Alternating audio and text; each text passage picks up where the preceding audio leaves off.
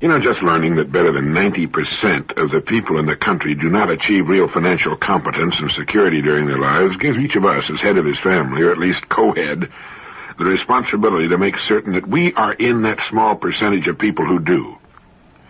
As George Bernard Shaw said one time, it is the duty of every man, the first duty of every man, is not to be poor. As it is written in the nature of man, freedom must be gained specifically against the obstacles and the conditions to which we're constantly exposed. And, two, achieving financial security is an excellent exercise in creative imagination. Considering the effects of unrelenting inflation and assuming that they will continue in the future as they have in the past, estimate how much money you think you and your spouse will need as income to live as you want to live at the time you pick for retirement. Now, if you want to go along with age 65, that's fine, but maybe you'd like to be financially set before that time. At any rate, pick the year and the income you want to be receiving by that time. You know what Social Security benefits are now, and they'll probably increase, but only along with inflation in the future. And you want the income coming in, whether you're in a condition to work or not, ideally. You want a form of income that does not depend upon your personal services. Now, you know how much you want coming in, and you know the year in which you want it to be there. Your problem is defined, and it's said that a problem defined is half solved. Let's say, too, that you yearn for the simple, uncluttered life, maybe a small, attractive place in Florida or Southern California or Hawaii or maybe Costa Rica or the coast of Spain with a sailboat and the rest of your life to spend wearing an old pair of Levi's and a sports shirt and sneakers. Sound good? Well, it's quite within the realm of possibility. It's a game any number can play. Most people just don't imagine that it's possible, so they remove themselves from competition. Now, here's one excellent formula to use in helping your imagination come up with the idea that best fits your particular likes and talents. First, the problem or opportunity. Problems are unsolved opportunities. Then assess your education, your background, your qualifications. What do you do best? You may want to go right on doing it, but at the same time invest your money in something calculated to give you excellent prospects for growth. As our friend suggests in his book, Squeeze the Eagle Until It Grins, you might want to invest in good real estate, perhaps Florida real estate. Then when you're ready to retire, you can live off your income and just watch your investments. You see, with $10,000, you can leverage, $50,000, maybe $100,000 in real estate. When it grows to $100,000, you can leverage maybe $1 million or $500,000. With $1 million, you can leverage $10 million. If you're not interested in real estate, remember that each year most people spend 90% or more of their income on products and services. The country's business firms do the same thing. What can you do to earn enough out of all of those many billions of dollars spent every month to live the way you and your spouse want to live? Set aside an hour a day to invest in solving your future financial needs. I recently visited a friend who lives in a beautiful home in Fort Lauderdale, Florida. He brought out a dozen fine, enlarged, beautiful color photographs of his home and grounds, shots from every angle. There were aerial views showing his home situated on the waterway.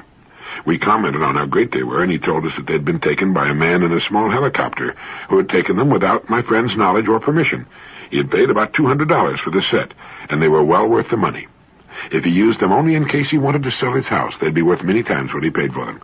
But in the meantime, they were great framed in his family room and in his office. A person could make an excellent income doing no more than photographing homes, and if he happened to like living in Florida and flying around in a helicopter, he'd have an agreeable business indeed. It was an imaginative and successful enterprise for a person who likes and is good at photography. Actually, the photographer could be hired while the entrepreneur simply called on the owners of the homes and sold the sets of pictures. But there are thousands of ideas just as good and not nearly so imaginative. Opportunities go with problems. Violent crimes have increased more than 90% in the last 5 years. Violent juvenile crimes have increased 167% in the last 10 years, according to an article from the Los Angeles Times Service written by David Shaw and Bill Hazlett. We all are sickened by what we read every day in the papers and see on television. What can we do about it? Well, there isn't much the average family can do to change the national situation, other than lead honest and exemplary lives themselves. But the average family can make certain that its home is as safe as money and good judgment can make it. Now, I'd guess that 90% of American homes are ill-protected against criminal marauders. Any thief or psychopath can enter the average home with ridiculous ease in minutes, and they do every day. And that's because practically all builders put cheap junk where there should be excellent first-class hardware on doors and windows. Now, good hardware is available. You can find it on the really fine, expensive, custom-built homes, but most people don't know about it. Practically all families can afford and would gladly pay for such hardware if someone would bring it to their homes and show it to them, displayed perhaps in an attractive case, along with a sales book showing the rate of increase of crime in the country, with newspaper clippings of robberies, rapes, and murders going on every day. The man of the house could install the hardware himself, or he could pay extra for your installer to do it for him. And not just for the doors, but for every window in the house. You know, there's window hardware that locks with a key, and which prevents a window from being opened more than is needed for ventilation. As soon as the would-be intruder finds it difficult to enter, as soon as he realizes he's up against first-class preventive hardware instead of the dime-store junk he's used to, he'll move on to easier pickings. Such hardware could be sold in any sizable community. In order to get it for my own home, I had to go to a great deal of trouble, do extensive research, make a couple of trips, and make dozens of phone calls. Whatever it is you have a knack for, or like very much to do, there's a way to turn it to substantial profit and financial independence. But it takes something that not one person in 1,000 will seriously tackle. It takes thought, time set aside for serious thought. Judge Learned Hand once wrote, that we never see, save through a glass darkly, and that at long last we shall succeed only so far as we continue to undertake the intolerable labor of thought, that most distasteful of all our activities. But hard as it is, distasteful as it may be, we need only do it until we've solved our own particular problem, and we solve our own particular problem by being of service to others. They have everything we want, and will gladly share it with us, as we've said before, if we'll help them solve their problems. As we mature in our adult lives, our income should meet our thoughtful requirements. By establishing quality and simplicity as the guidelines of our lives, the income necessary to live a very good, full life can be surprisingly small. It should meet our qualifications, whatever they are, and that's our business. And any person can see to it that he has the income he wants all the years of his life and lives where he would like most to live. The number of business executives and managers who wind up behind the financial 8-ball should be something of a source of amazement to us all. There are professional problem solvers who find they can't solve one of life's most important problems. They're usually good organizers, good leaders, good thinkers, and decision-makers. At least they're supposed to be. And when they find themselves living marginal lives on incomes representing only the barest fraction of what they're used to, they should be able to come up with the appropriate answers to their problems. If necessary, they can organize an entirely new business firm, providing some sort of needed product or service. With their experience and training, with all that time on their hands, such an endeavor should have every chance of success. However, should it fail, they'll probably be no worse off than before, and they can try again. It will also give them something exciting to fill their time, keep them in the swim of things. You know, Henry Ford was pushing 50 when he got started in the automobile business. A friend of mine started a brand new company when he was 65 and watched it grow during his lifetime to a $300 million a year institution. In fact, following retirement, it's quite possible for a person to do much better than he did during his regular working career. Today, millions live in cramped, crowded, crime-ridden, polluted cities only because of habit and the failure to use their imaginations. You'll hear people say, but what if everybody suddenly pulled up stakes and took off to some sunny, agreeable place to live? That's a ridiculous comment. The fact is that not everybody will. Everybody can, but everybody won't. If more people would, we'd see a more rapid decentralization of industry and a resulting better distribution of what's now a fairly stable population. The big, ugly cities grew on old trade routes at a time when transportation was limited to water and surface, mostly wagon and then rail transportation. Today, with air and truck transportation what it is, only a few major heavy industries remain near deepwater ports and near supplies of cheap fuel for power. The best estimates today indicate that all known reserves of fossil fuels will be depleted in 150 years. With the fusion process now only a matter of time, and with the deuterium supplies and seawater good for at least 1 billion years at a fraction of the present cost of coal and oil, and with practically no dangerous waste products, we're on the brink of a world revolution of ample power for all of the world's peoples. Moreover, with decentralization of our population away from the crowded cities, we live on 2% of the land, most of us, the industries and businesses which remain can transform those cities into clean, beautiful places in which to live. If you're interested in what can be done to make ugly cities beautiful, send for a marvelous lecture by Victor Gruen entitled Downfall and Rebirth of City Cores on Both Sides of the Atlantic. Gruen has a plan for redeveloping cities that won him the prize for architecture of the city of Vienna. He says on both sides of the Atlantic, and in fact in all nations of the world, we're presently hell-bent on destroying the environmental qualities of our cities, on spreading them out endlessly into thinly populated suburban regions, and in doing so, destroying every chance for vital, dynamic, multifunctional, meaningful centers. We have succeeded in making the urban environment unlivable and unworkable. We've converted suburban regions into ghettos of sterility and boredom, and in the process, we've destroyed millions of acres of prime agricultural land and natural landscape. He quotes an article which appeared in the New York Times in May of '71, in which a Mr. Eugene Raskin suggested that any effort to improve the functioning of city cores, such as Manhattan, is comparable to the act of beating a dead horse. He said, they are physically obsolete, financially unworkable, crime-ridden, garbage-strewn, polluted, torn by racial conflicts, wallowing in welfare, unemployment, despair, and official corruption. As they exist at present, they are unsalvageable, destined to join the dinosaur and deserved extinction. Urban planners and others who come up with temporary patchwork schemes and gimmicks to keep the cities going another year or two or three are as pathetic as the officers of the Titanic charting tomorrow's course while the water rises above their ears. Those who live in big city areas, or in good financial situations, make tremendous sacrifices. They have to tolerate unbreathable air, undrinkable water, involuntary waste of time, public insecurity, filthy streets, and the complete severance of any contact with the expressions of nature, and fear for their lives and property. Yet in 10 years' time, it is now forecast that 73% of the total population will live in large cities or their environs. The number of cities with over 1 million inhabitants grows every year and now amounts to a total of 131. The number of those which have populations of between 5 and 10 million is impressive. On the basis of quantitative criteria, the city has never been so successful in the entire history of mankind. On the basis of qualitative criteria, however, the cities of our time are a disastrous failure. No wonder, then, Victor Gruen writes, that everybody wants to escape the densely built-up core areas.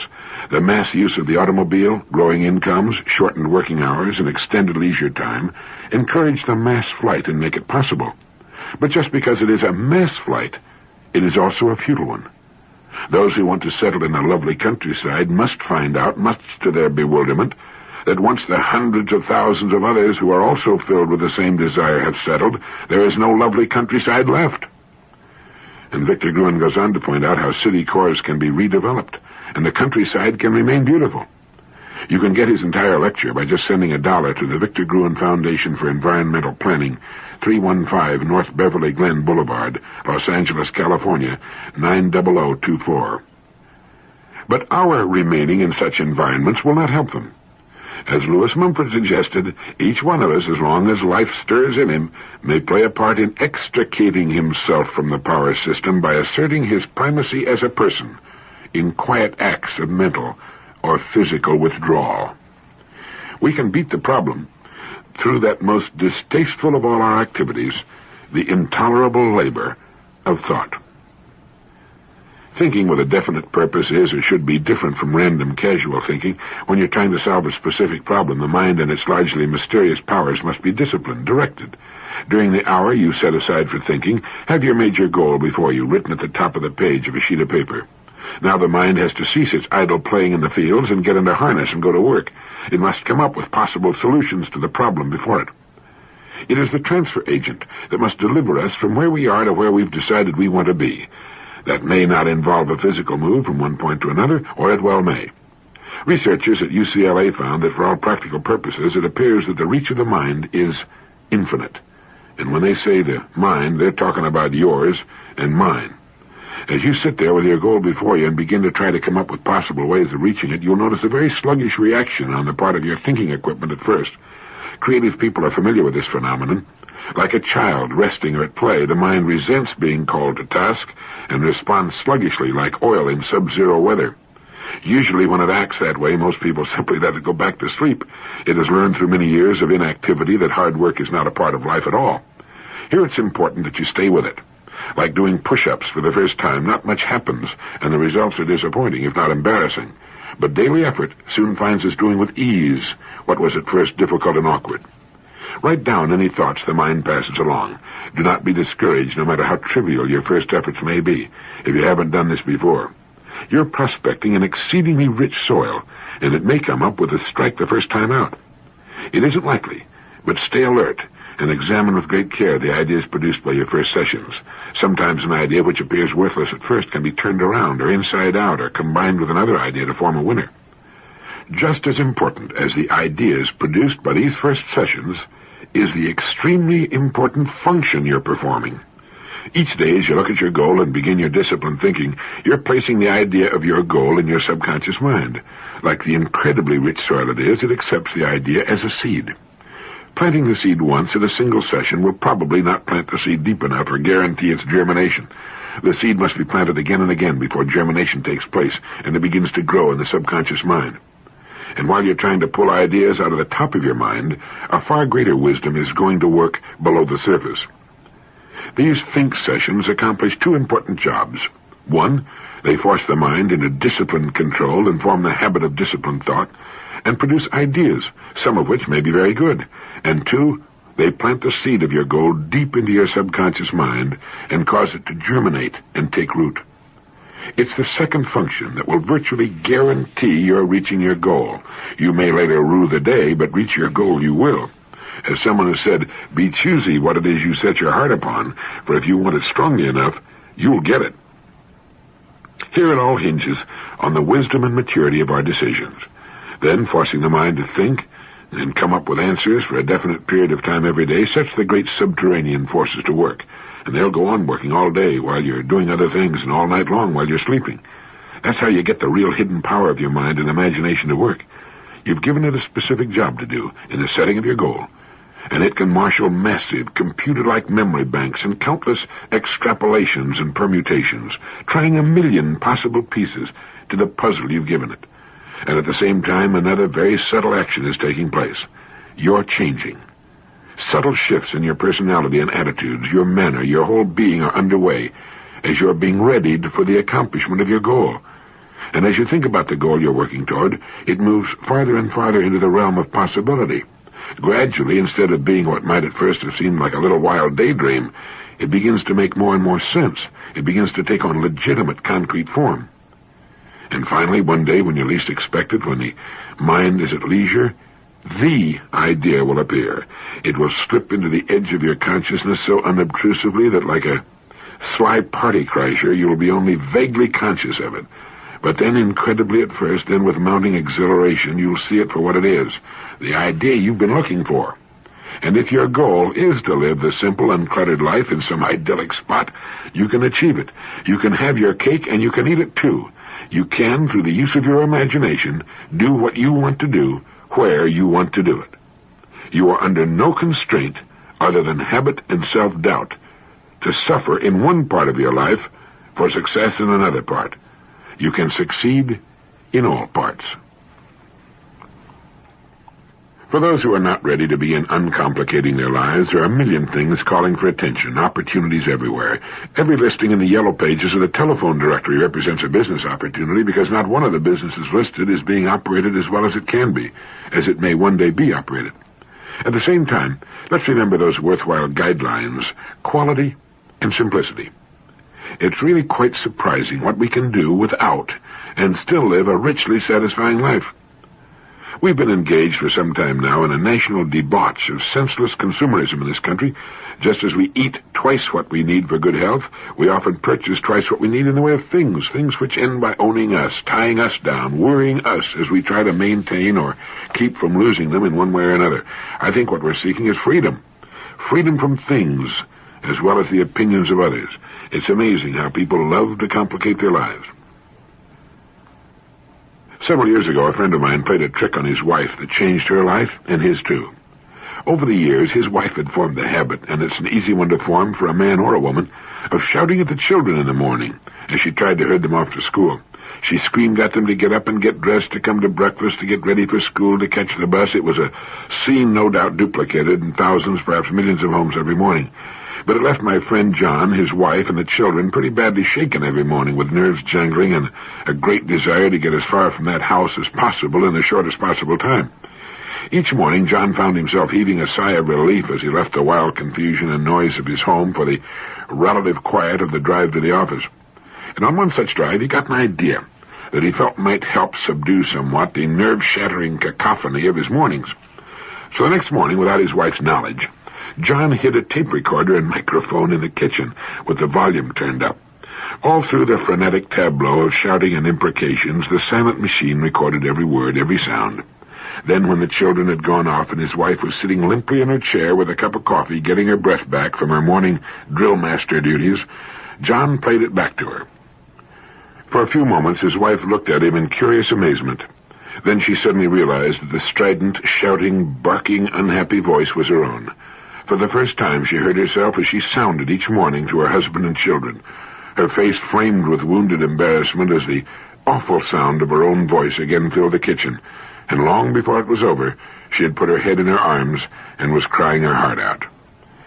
John turned off the tape recorder and put his arm around her, and when she raised her tear-streaked face to look at him, it was filled with resolve, and she said quietly, "John, I'll never make another sound like that as long as I live." The next morning, the neighbors must have thought this family had left town. The children were dumbfounded but delighted. Their mother was smiling happily. She spoke to them in normal, well-modulated tones. Everything went off like clockwork. And when the children, still dazed by the smiling stranger who looked like their mother, had left for school, John and his wife sat smiling over their coffee. He later said she told him that she'd never be able to thank him enough for bringing home that tape recorder. The great majority of people haven't the faintest idea of the image they project for the world to see and hear. That's why football coaches show their players the films of the preceding week's game. If you want to improve your golf, get someone to videotape your swing. See yourself as you really look, and you can see where you can improve, where you can perhaps slow down and become steadier, more rhythmical. But if you want to have some fun, surreptitiously record the voices of your family at mealtime. That includes your own. You'll all find it a very interesting experience, and it can be hilariously funny. Sometime back, Thomas J. Fleming wrote a piece for Life magazine that had to do with an interview he had with Dr. Frederick J. Godet, director of the Laboratory of Psychological Studies at Stevens Institute of Technology. Dr. Godet is an expert on labor problems and absenteeism. Through his studies, it seems that Dr. Godet has become intimately familiar with germs, their oddities and strange habits. He discovered, for example, that germs can feel and act. He said studies show germs can tell one day of the week from another. They're aware of payroll accounting procedures and can even tell if an employee is happy or not, or if a boss is a kind or mean person. The doctor learned all of this while working on the problem of absenteeism, which costs the nation something in the neighborhood of $7 billion a year. It was discovered, for example, that while humans work a 5-day week with the weekend off, germs work just the reverse. Thursdays and Fridays are virtually germ-free days in industry, but the germs really go to work over the weekend and lay low hundreds of thousands of employees who don't show up on Monday. Yet in certain companies, the germs lay low on Thursdays, but go after the employees on Fridays. It was found that these companies paid on Thursday instead of Friday. Another curious fact was noted. Companies with liberal payment policies for absences due to illness had a 50% higher illness rate than companies with restricted sick leave policies. It was also discovered that germs head for the hills when management begins doing some serious research into the cause of illness, and that new employees on a 6-month probationary period were virtually left alone by germs. But as soon as they were permanently hired, with their jobs secure and their psyches well adjusted to company routine, the germs suddenly attacked at the same rate that they attacked old-timers in the company. And it was found that germs are passionately attracted to departments and companies with tough bosses constantly breathing down the necks of employees. One large company found that the absences due to illness varied from 2% to 17%, depending upon the type of boss. Dr. Godet also discovered that there's a certain type of person to whom germs are particularly attracted. They're people who are defensive, suspicious, and somewhat hostile. They're usually not well liked by their supervisors, and they reciprocate this dislike. They don't make friends easily and are regarded as loners. It's amazing how often they get sick. On the other hand, germs seem to avoid the sort who make friends easily, are outward-going, and capable of numerous emotional attachments. These are the people you can depend upon to show up on Monday mornings. They seem to have a built-in germ repellent. And the doctor recommends that we have all-star games, Christmas, New Year's, the World Series, and national elections only on weekends. We know germs are active on weekends, so we have nothing to lose. And it seems that if a company will do a little research into the activities of its germs and the sort of people it has in management positions, it might increase its productivity considerably.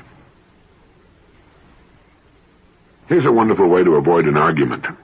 Simply ask questions.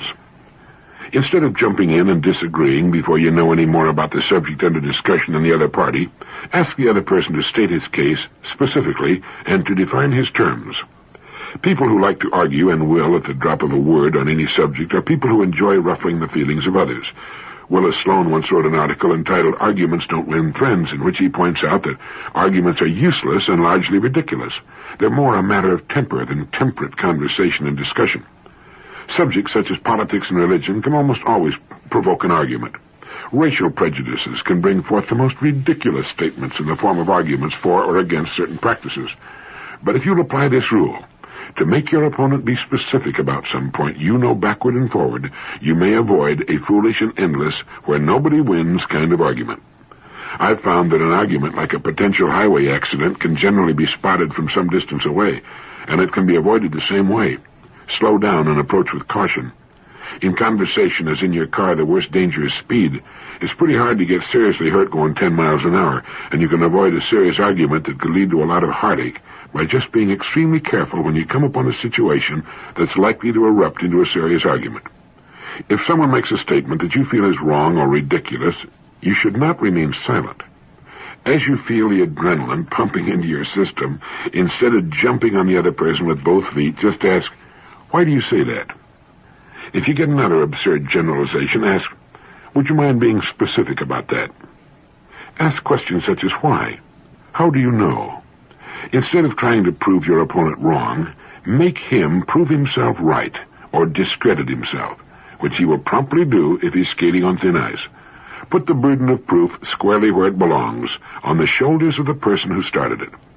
Then you can sit back calmly and enjoy yourself while he gets in over his head, flounders in the swamp for a while, and finally tries to change the subject. No argument, and he won't be so quick to start another one the next time. Robert McNamara, one of the nation's top executives, asks why whenever something is proposed, even if he is immediately against the proposal. He wants all the facts. Perhaps he's been wrong about it, and if he's right, he forces the person making the proposal to prove its merits. And no one can even guess at the number of families living between arguments in a state of unnecessary and uneasy truce. Since it takes two to argue, let's make sure we're not one of them. All we need say is, "Why do you say that?" Or, "Exactly what do you mean by what you just said? Where is your proof?" Keep the ball and the pressure on the person who is driving recklessly. It works like a charm, and you come out of it looking professional, wise, and level-headed. Thank you.